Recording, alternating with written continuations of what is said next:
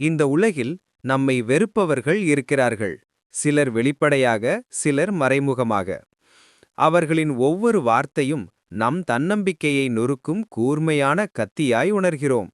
நாம் இந்த இடத்திற்கு தகுதியில்லை என்ற எண்ணத்தை நம் மனதில் ஆழமாக பதிய வைக்கிறார்கள். ஆனால் இந்த வெறுப்பை மாற்ற நாம் போராடத் தேவையில்லை. ஒரு உளவியலாளர் சொன்னது போல, ஒரு சக்தி வாய்ந்த ரகசியம் இருக்கிறது. அது என்ன ரகசியம்? எப்படி நம்மை வெறுப்பவர்களையும் மதிக்க வைக்க முடியும்? வாருங்கள், நிழல் தாண்டி ஒளி பாய்ச்சும் அந்த கதையை கேட்போம். அன்புக்கும் வெறுப்புக்கும் இடையில் உள்ள மெல்லிய இழைதான் சுயமரியாதை மற்றும் தொடர்ச்சியான சுய மேம்பாடு. சக்திவேல், 33 வயது இளைஞன், ஒரு சிறு தனியார் நிறுவனத்தின் ப்ராஜெக்ட் மேனேஜர்.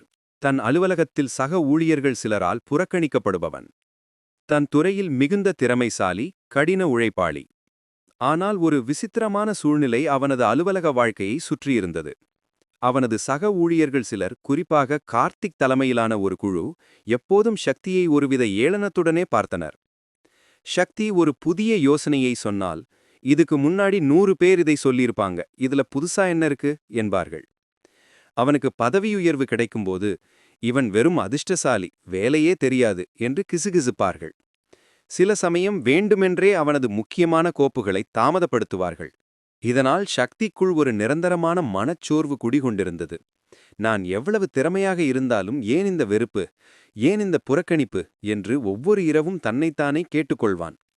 இந்த வெறுப்பு அவனது செயல்திறனை கொஞ்சம் கொஞ்சமாக தின்று கொண்டிருந்தது. ஒரு நாள் கார்த்திக் வெளிப்படையாகவே, சக்தி, நீ இந்த இடத்துக்கு தகுதியில்லை, நீ எப்பவுமே ஒரு 2ஆம் தர ஊழியன்தான் என்று சொல்லிவிட்டான். இந்த வார்த்தைகள் கூர்மையான கத்தியாய் அவன் இதயத்தில் குத்தின. உடைந்த மனதுடன் சக்திவேல் தன் பழைய பேராசிரியர் டாக்டர் சர்வஜித்தை சந்திக்க சென்றான். சக்தியின் கண்ணீரும் கோபமும் கலந்த கதையை கேட்டபின் டாக்டர் சர்வஜித் புன்னகைத்தார். அவர் தனது மேஜையிலிருந்த ஒரு பழைய புத்தகத்தை எடுத்து ஒரு மேற்கோளை படித்தார். உன்னை வெறுப்பவர்களிடம் நீ நிரூபிக்க வேண்டிய ஒரே விஷயம், அவர்களின் உணர்வுகள் உன் மீது எந்த தாக்கத்தையும் ஏற்படுத்தவில்லை என்பதுதான். உனது அமைதியான உறுதிப்பாடு, கேம் அசர்ட்டிவ்னஸ், மற்றும் தொடர்ச்சியான வளர்ச்சி, கன்சிஸ்டன்ட் growth, இதுவே ஒரு ஆயுதமின்றி நீ செய்யும் மிகச்சிறந்த பதில் தாக்குதல். ஏனெனில் வெறுப்பவர்களின் எதிர்பார்ப்பு உனது தோல்விதான். நீயோ வெற்றியின் சிகரத்தை நோக்கி நகர்வதுதான் அவர்களை உனது மதிப்பை உணர வைக்கும் ஒரே வழி. பேராசிரியர் தொடர்ந்தார். சக்தி, யாரோ உன்னை நிராகரிக்கிறார்கள் என்பதற்காக நீயும் உன்னை நிராகரிக்காதே. அவர்கள் உன்னுடைய பலவீனத்தை தேடுகிறார்கள். நீ உன்னுடைய பலத்தை வெளிப்படுத்து. வெறுப்பை எதிர்த்து சண்டையிடாதே, அதை மதிப்பால் வெல். இந்த வார்த்தைகள் சக்தியின் மனதில் ஒரு புதுவித ஒளியை பாய்ச்சியது. சக்தி டாக்டர் சர்வஜித்தின் ஆலோசனையின் முதல் படியை எடுத்தான். எதிர்கணைக்கு ஓய்வு. அடுத்த நாள் அலுவலகத்தில் கார்த்திக் திட்டமிட்டே அவனது ஒரு முக்கியமான விளக்க காட்சியின் போது குறுக்கிட்டு, சக்தியின் ஸ்லைடுகள் பள்ளி குழந்தைகளுக்கானது போல இருக்கிறது என்று கிண்டல் செய்தான். முன்பு என்றால் சக்தி கோபத்தில் கத்தியிருப்பான் அல்லது உடைந்து போயிருப்பான். ஆனால் இப்போது அவன் தன்னை ஒரு கணம் நிறுத்திக் கொண்டான். அவன் புன்னகையுடன் அமைதியான குரலில், நன்றி கார்த்திக், உங்கள் கருத்துக்கு நன்றி. உங்கள் கூற்றுக்கு இன்னும் வலு சேர்க்க நீங்கள் எந்த பகுதியில் அதிக கவனம் செலுத்த வேண்டும் என்று நினைக்கிறீர்கள் என்று கேட்டான். கார்த்திக் இதை எதிர்பார்க்கவில்லை. சக்தி கோபமடைந்து தன்னை தாக்க வேண்டும் என்று எதிர்பார்த்தவனுக்கு சக்தியின் அமைதியான கேள்வியுடன் கூடிய பதில் அதிர்ச்சி அளித்தது. கார்த்திக்கால் உடனடியாக பதில் சொல்ல முடியவில்லை. சக்தி எந்த உணர்ச்சி வசப்படுதலுமின்றி தனது விளக்குக் காட்சியைத் தொடர்ந்தான். சக்தியின் இந்த உணர்ச்சி கட்டுப்பாடு மற்ற சக ஊழியர்களிடையே சக்தி மாறிவிட்டான் என்ற எண்ணத்தை ஏற்படுத்தியது. கார்த்திக்கின் கிண்டல் சக்தியை காயப்படுத்தவில்லை, மாறாக கார்த்திக்கையே முட்டாளாக்கியது. அடுத்த சில மாதங்கள் சக்தி தன்னை முழுவதுமாக தன் வேலைக்குள் மூழ்கடித்தான். அவன் தன் திறமைகளை கூர்மைப்படுத்தினான். புதிய கோடிங் மொழிகளை கற்றுக்கொண்டான். 2 முக்கியமான சர்வதேச சான்றிதழ்களை வென்றான். வேலை நேரம் முடிந்த பின்னும் தன் துறை சார்ந்த முக்கிய புத்தகங்களையும் ஆய்வுக் கட்டுரைகளையும் வாசித்தான். அவன் புறக்கணித்தவர்கள் மீது கவனம் செலுத்தாமல் தன் வேலையில் மட்டுமே கவனம் செலுத்தினான்.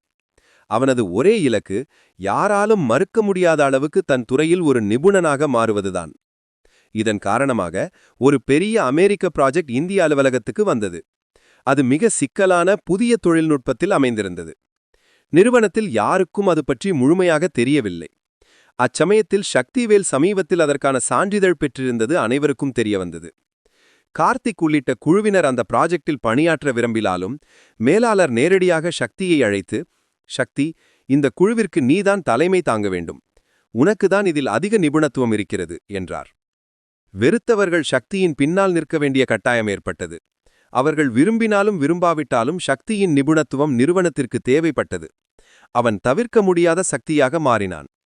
சக்தி ப்ராஜெக்ட் தலைவரான பிறகும் அவன் கார்த்திக்கையோ அல்லது அவனது குழுவினரையோ பழிவாங்கவில்லை. மாறாக அவர்களிடம் கண்ணியமான மரியாதையுடன் நடந்து கொண்டான். கூட்டங்களின்போது கார்த்திக்கின் யோசனைகள் சிறு குறைபாடுகளுடன் இருந்தாலும் சக்தி அதை முற்றிலும் நிராகரிக்கவில்லை. இது நல்ல ஆரம்ப புள்ளி கார்த்திக், இதை இந்த வழியில் மாற்றினால் இன்னும் சிறப்பாக இருக்குமா என்று மிகவும் அமைதியாகவும் ஆக்கப்பூர்வமாகவும் திருத்துவான். ஒருமுறை கார்த்திக் செய்த ஒரு வேலையில் தவறு நேர்ந்தது. மேலாளர் கார்த்திக்கை கடிந்து கொள்ள வந்தபோது சக்தி குறுக்கிட்டு, சார், இது எங்க குழுவின் பொறுப்பு. தவறு நடந்தது உண்மை, ஆனால் இதை கார்த்திக் 2 மணி நேரத்தில் சரி செய்து விடுவார். அவருக்கு அந்த திறமை இருக்கிறது என்று கூறி கார்த்திக்கை அந்த பொது அவமானத்திலிருந்து காப்பாற்றினான். இந்த செயல் கார்த்திக்கின் மனதை உடைத்தது. தன்னை பிளவுபடுத்த விரும்பிய ஒருவனை சக்திவேல் காப்பாற்றியதைக் கண்டு அவன் குற்ற உணர்வு அடைந்தான்.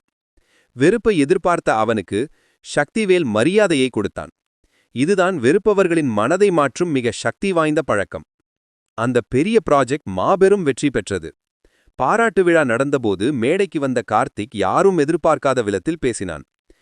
இந்த வெற்றிக்கான முழு பெருமையும் சக்திவேலை சேரும். சில மாதங்களுக்கு முன் நான் அவனை மிகவும் தரக்குறைவாக பேசினேன். ஆனால் அவன் பதிலுக்கு என்னை காப்பாற்றினான், எனக்கு பயிற்சி அளித்தான், என்னை மதிக்க வைத்தான். சக்திவேல் நிரூபித்து விட்டான். வெற்றியின் அமைதியான முழக்கம் வெறுப்பின் சத்தத்தை விட மிக வீரியமானது என்று வெளிப்படையாக அனைவர் முன்னரையும் சக்தியிடம் மன்னிப்பு கேட்டான். சக்தி எழுந்து கார்த்திகை அன்புடன் அணைத்துக் கொண்டான். கடைசியாக சக்திவேல் யாரையும் எதிர்க்காமல் தன்னுடைய பழக்கங்களை மட்டுமே மாற்றினான். அவன் தன்னைத்தானே மேம்படுத்திக் கொண்டான். அந்த தொடர்ச்சியான முன்னேற்றமும் அமைதியான உறுதியும் தான் வெறுப்பவர்களை கூட மதிக்க வைக்கும் அசையா பழக்கங்களாக மாறின. நம்மை வெறுப்பவர்களை மாற்ற முயற்சிக்காதீர்கள். அதற்கு பதிலாக உங்களை நீங்களே மாற்றிக்கொள்ளுங்கள். உங்கள் அமைதியான உறுதிப்பாடு மற்றும் தொடர்ச்சியான நிபுணத்துவம் ஆகியவை மட்டுமே புறக்கணிப்பை மௌன மதிப்பாக மாற்றும் மந்திரக்கோல். இவ்வளவு நேரம் உங்கள் நேரத்தை செலவிட்டு கேட்டதற்கு நன்றி நண்பர்களே. மறக்காமல் ஒரு கமெண்ட் மற்றும் சப்ஸ்கிரைப் செய்யுங்கள் நண்பர்களே. நன்றி.